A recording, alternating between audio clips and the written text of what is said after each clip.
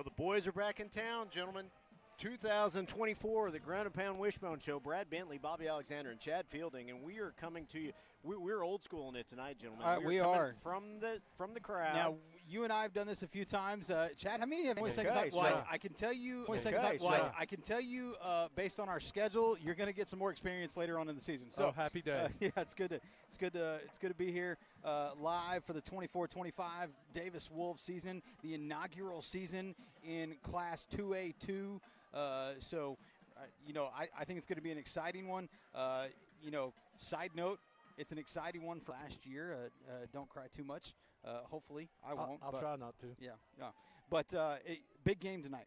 Big game. We've been waiting for this one, right? We have been waiting for this. I believe there's going to be some festivities. They're going to acknowledge somebody who's prominent to both schools. 100% it's going to happen. So that's going to happen here in just a little bit. Chad and I were talking about it earlier. Yep. He didn't know it was going to take place. No, I'm always up for festivities.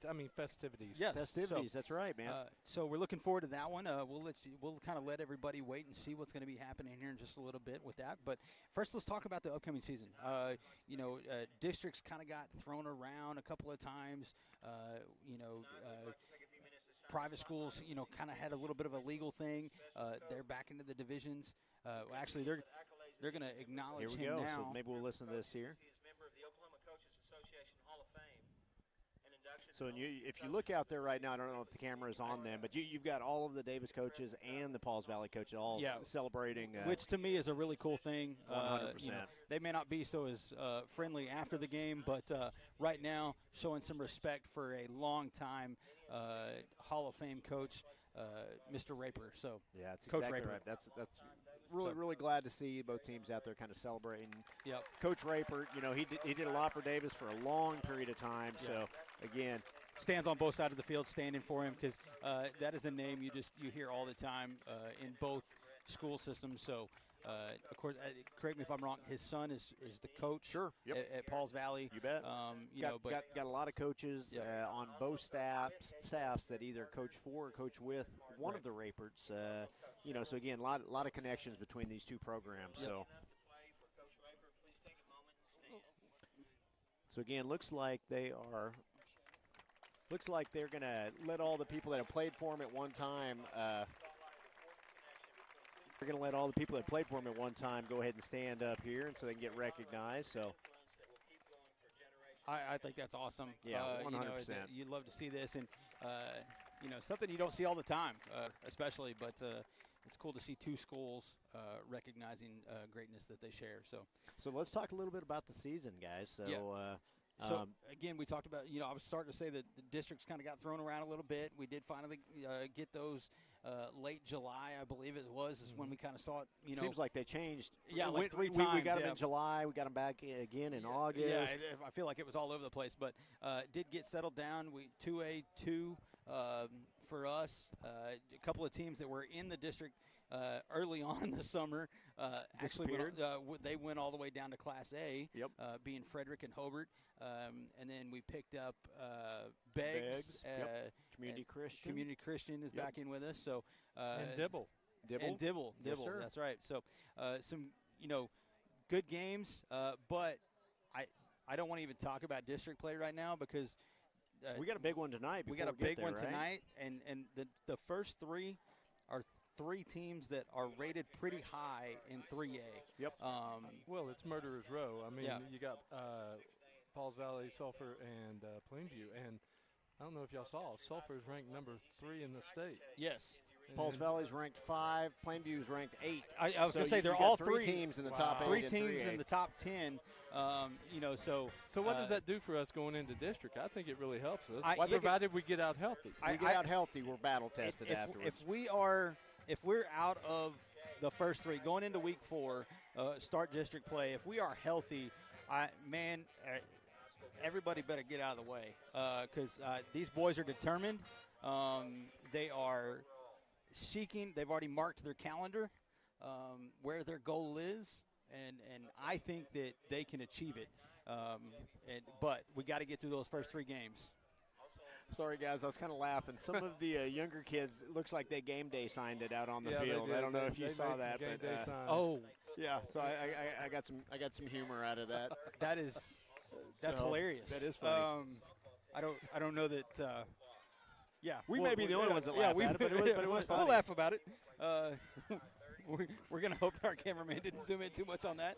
And I don't know about you guys, but I'm afraid of seeing that guy that comes out that puts that helmet on here in a little bit because Yes, that is very true. Now, I will say, big part of Pauls Valley's offense, Caden Knighton was at 100%. Wynnewood, Yep. transferred to Pauls Valley over the summer, was committed to Vanderbilt, has since changed and now committed to Baylor. That guy was like a pinball. Yeah, he was. He was seeking contact. Yeah, he and, didn't shy away from contact. seeking out contact, and he's still really, really fast.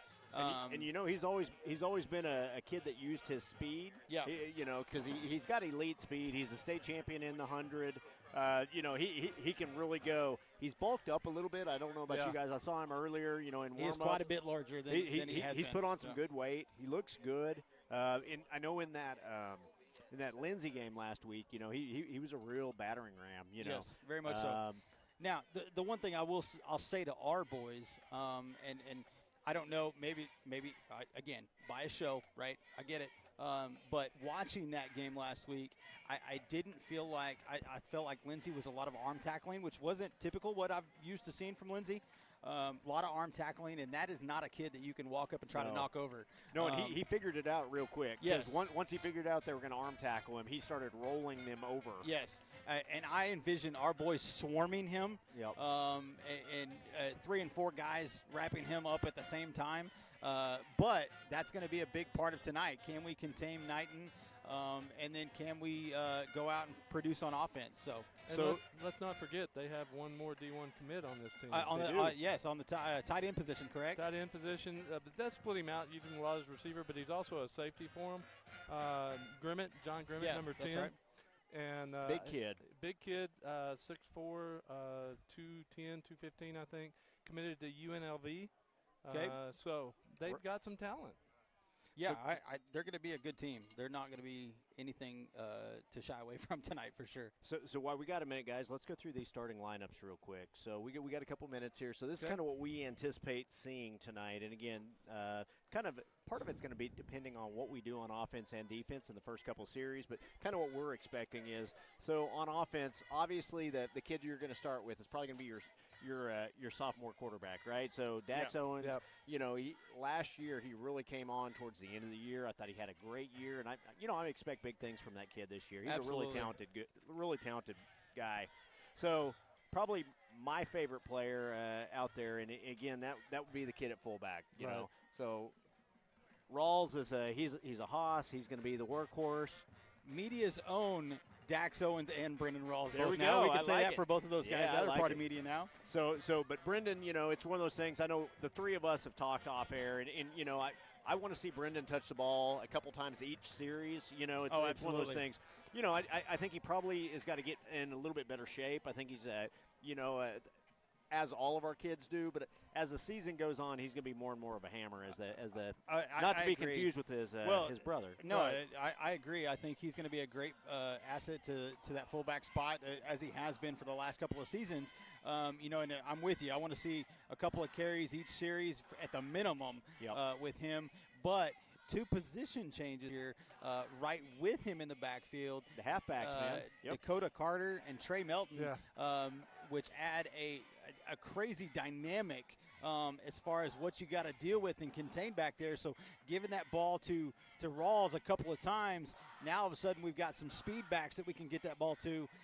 So Brendan's going to be a big part of setting that up too. So we got a little bit of lightning and thunder back there. We do. You bet. Yeah. So the other position, one of what I think is the deepest positions on the field right now is going to be tight end. And so tight end, you really got Wyatt Fielding's your one, right? Yep. Yeah. But you also have Landon Gibson, and those two kids, just in talking to the coaches, you're going to see a lot of 2 tight end sets this year. It's one of those things we're going to load up the box and run the ball right at them.